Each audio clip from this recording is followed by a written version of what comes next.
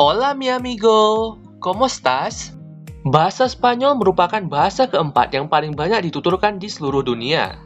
Setelah bahasa Inggris, bahasa Mandarin, dan bahasa Hindi. Bahasa ini juga merupakan salah satu bahasa yang paling banyak dipelajari di dunia, mengikuti bahasa Inggris dan bahasa Perancis. Baiklah, kita langsung masuk ke pembahasan kita. Teks-teks pertama dalam bahasa Spanyol merupakan dua teks Latin abad ke-10, satu dari Rioja dan yang lainnya dari Castile. Bahasa dalam kedua teks itu juga menunjukkan sedikit perbedaan dialek. Dokumen lain ditulis sekitar tahun 980 yang memiliki karakter bahasa Lyon. Harjah Mozarabic adalah teks tertua berikutnya, dan pada pertengahan abad ke-12, puisi terkenal Cantar de Miochit telah terbit dalam bahasa Spanyol. Di Spanyol dan di beberapa negara lain yang berbahasa Spanyol, bahasa Spanyol tidak hanya disebut Espanyol, tetapi juga Castellano. Istilah Castellano berasal dari bahasa Latin, Castellanus, yang berarti dari Castilla, kerajaan abad pertengahan yang terletak di bagian tengah semenanjung Iberia, tempat bahasa ini berasal.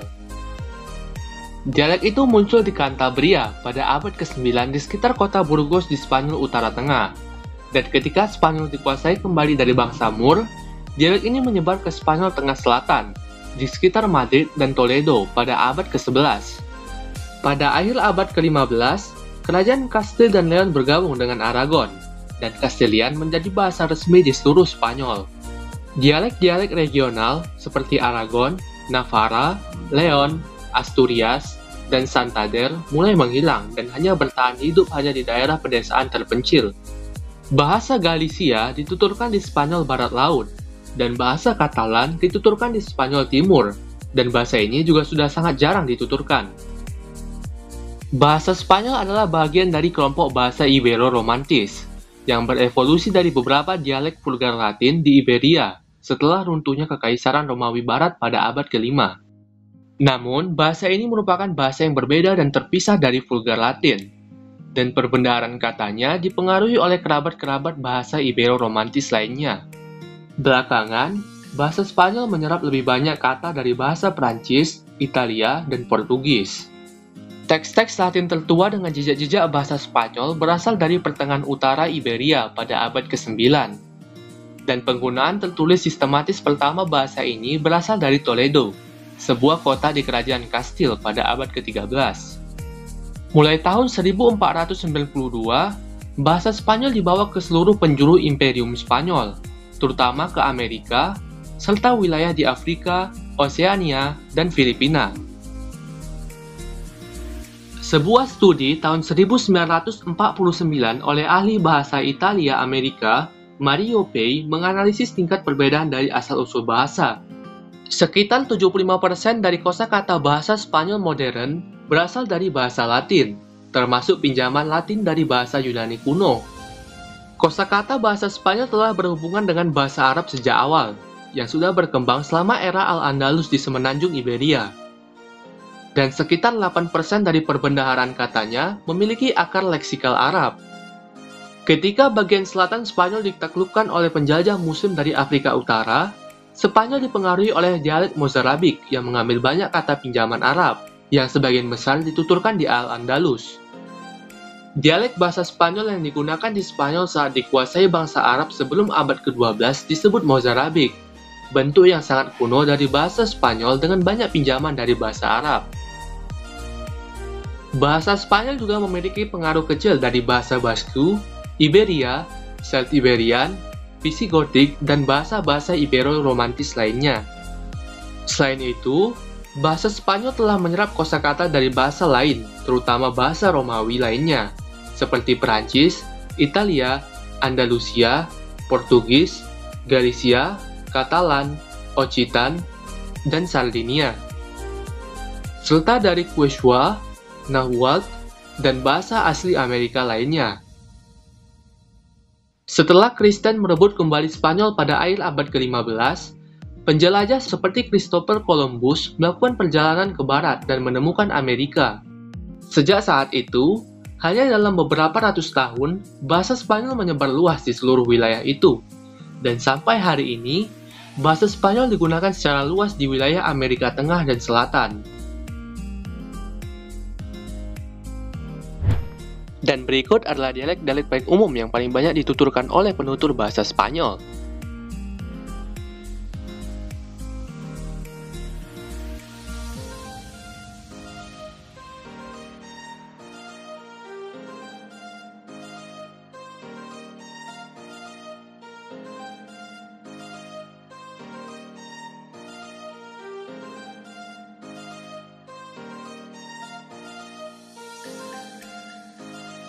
Untuk rumpun bahasanya, bahasa Spanyol berasal dari bahasa Indo-Eropa dan juga merupakan keturunan dari bahasa Latin yang kemudian berevolusi dari vulgar Latin, lalu kemudian berkembang lagi dari bahasa Iberia.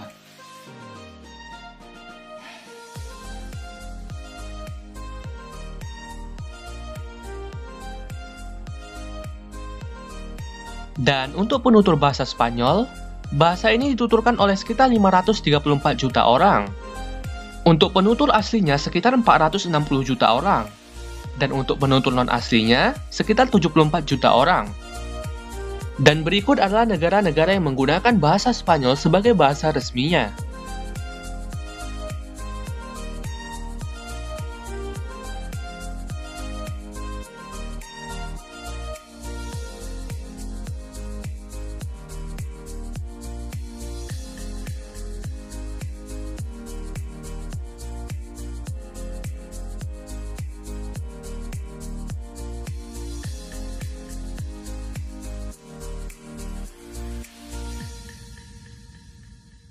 Bahasa ini juga menjadi bahasa minoritas di negara-negara berikut ini.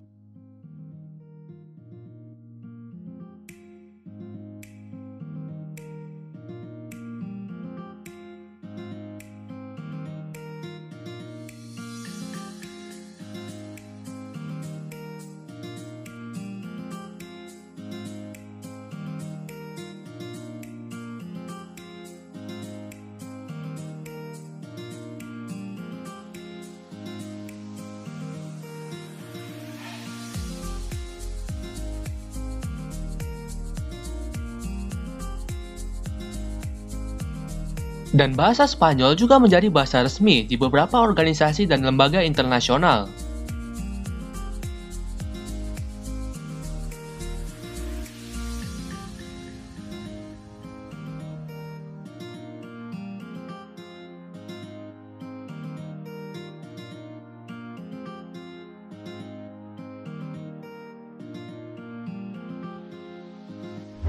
Nah, sekarang kita akan membahas huruf abjad dalam bahasa Spanyol. Bahasa Spanyol menggunakan huruf abjad Latin, dan jumlahnya pun hampir sama dengan abjad dalam bahasa Indonesia. Hanya ada satu tambahan huruf, yaitu huruf ñ. Dan jika huruf-huruf tersebut membentuk sebuah kata, maka bunyi huruf tersebut juga serupa dengan bahasa Indonesia. Hanya ada beberapa huruf yang bunyinya berbeda seperti dari bahasa Indonesia. Berikut adalah huruf-huruf tersebut. Yang pertama adalah huruf C. Huruf C dilafalkan seperti huruf K. Fresco. Camisa. Escuela. Namun, huruf C dilafalkan seperti huruf S jika terletak sebelum huruf I atau huruf E. Precio. Fácil. Cerrar. Dan yang kedua adalah huruf G.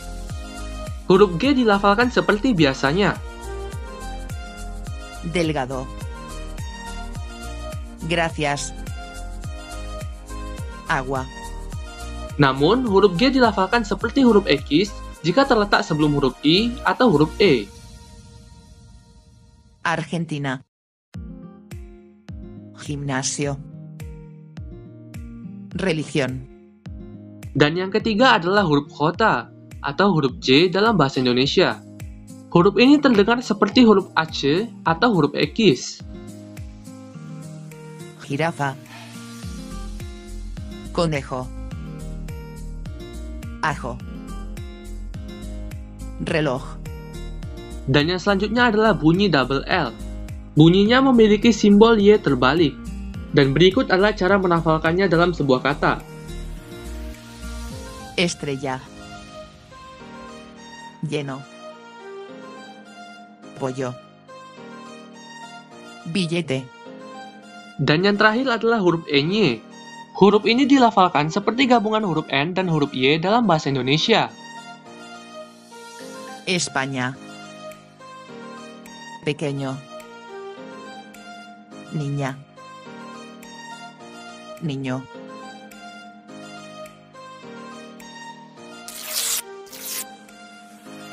Selanjutnya kita akan membahas tata bahasa dalam bahasa Spanyol. Kita akan mulai dari yang dasarnya dulu.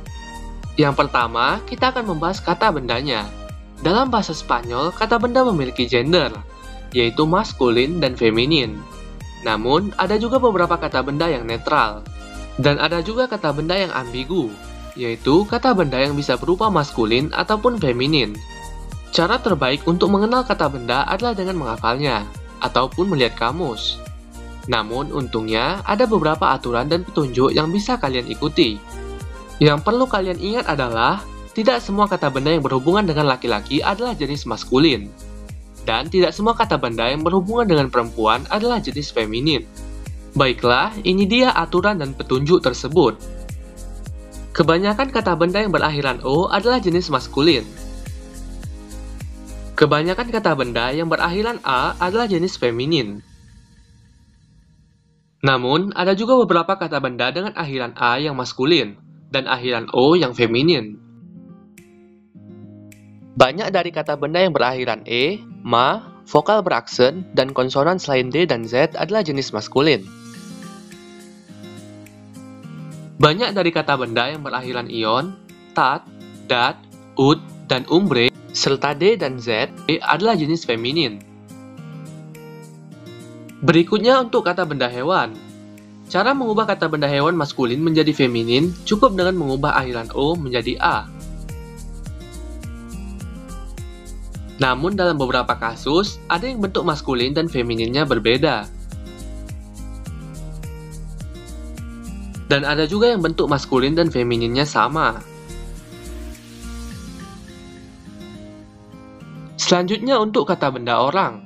Cara mengubah kata benda orang maskulin menjadi feminin cukup dengan mengubah akhiran O menjadi A, atau E menjadi A. Saat kata benda maskulin diakhiri dengan konsonan, maka cukup dengan menambahkan huruf A. Namun dalam beberapa kasus, ada yang bentuk maskulin dan femininnya berbeda. Dan ada juga yang bentuk maskulin dan femininnya sama. Lalu, bagaimana cara membuat bentuk jamak dari kata benda bahasa Spanyol? Nah, dalam bentuk jamaknya, kata benda dalam bahasa Spanyol juga memiliki beberapa aturan. Jika huruf terakhir dari sebuah kata adalah vokal, maka cukup ditambahkan S saja. Jika huruf terakhir dari sebuah kata adalah vokal yang diberi tekanan khusus, maka bisa ditambahkan S atau ES. Jika huruf terakhir dari sebuah kata adalah konsonan, maka ditambahkan ES. Jika huruf terakhir dari sebuah kata adalah konsonan dan memiliki tanda aksen pada akhir silabel, maka tanda itu dibuang lalu ditambahkan ES untuk membuat bentuk jamak. Jika huruf terakhir dari sebuah kata adalah Z, maka ganti Z dengan CES. Dan ada juga kata benda yang bentuk tunggal dan bentuk jamaknya sama. Ada satu hal lagi yang perlu kalian ingat. Ketika kata benda jamak mengacu pada dua atau lebih kata benda dari jenis kelamin yang berbeda, maka yang dipakai adalah jenis maskulin. Walaupun dalam kelompok kata itu hanya ada satu jenis maskulin dan yang lain feminin, maka yang dipakai tetap kata benda jenis maskulin.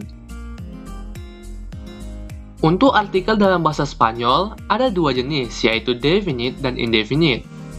Yang pertama yang akan kita bahas adalah artikel definite. Dalam bahasa Inggris, kita mengenal the. Nah, dalam bahasa Spanyol, ada 4 bentuk yang seperti itu, yaitu el, la, los, dan las. El digunakan untuk kata benda tunggal maskulin. La digunakan untuk kata benda tunggal feminin. Los digunakan untuk kata benda jamak maskulin. Las digunakan untuk kata benda jamak feminin. Dan yang kedua yaitu artikel indefinite. Dalam bahasa Inggris kita mengenal atau en, dan some. Dalam bahasa Spanyol juga ada 4 bentuk, yaitu un, una, unos, dan unas. Un digunakan untuk kata benda tunggal maskulin. Una digunakan untuk kata benda tunggal feminin. Unos digunakan untuk kata benda jamak maskulin. Unas digunakan untuk kata benda jamak feminin.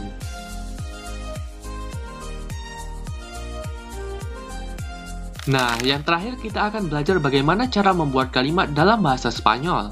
Pertama kita harus mengenal kata ganti orangnya dulu. Perhatikan tabel berikut.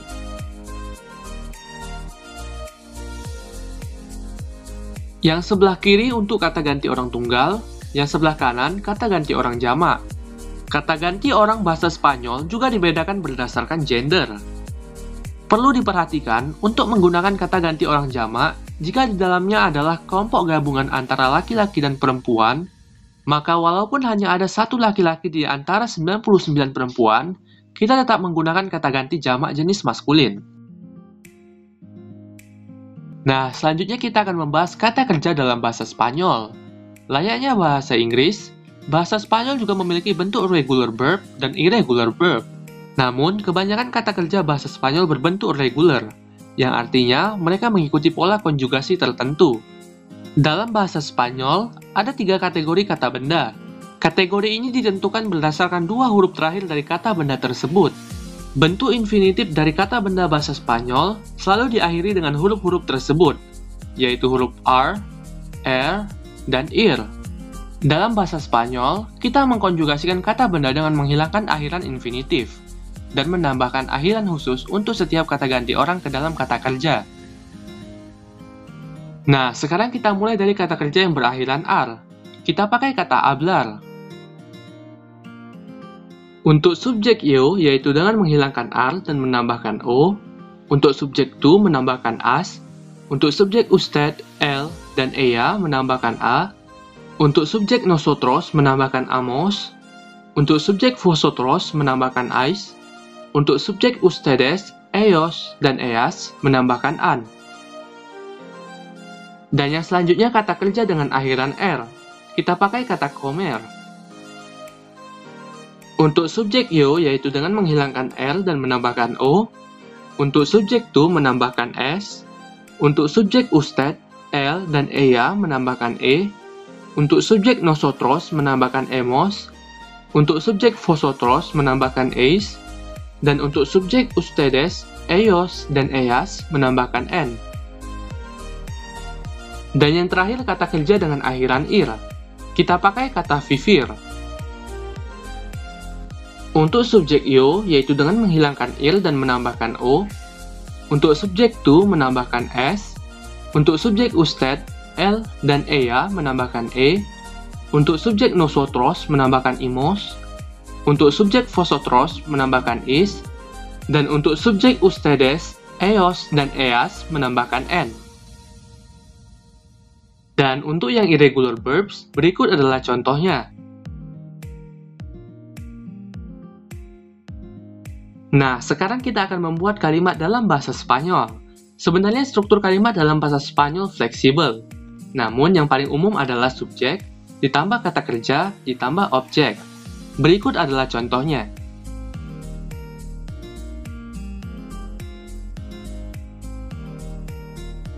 Baiklah, itu dia pembahasan kita tentang bahasa Spanyol untuk saat ini. Semoga video ini bermanfaat, dan terima kasih sudah menonton.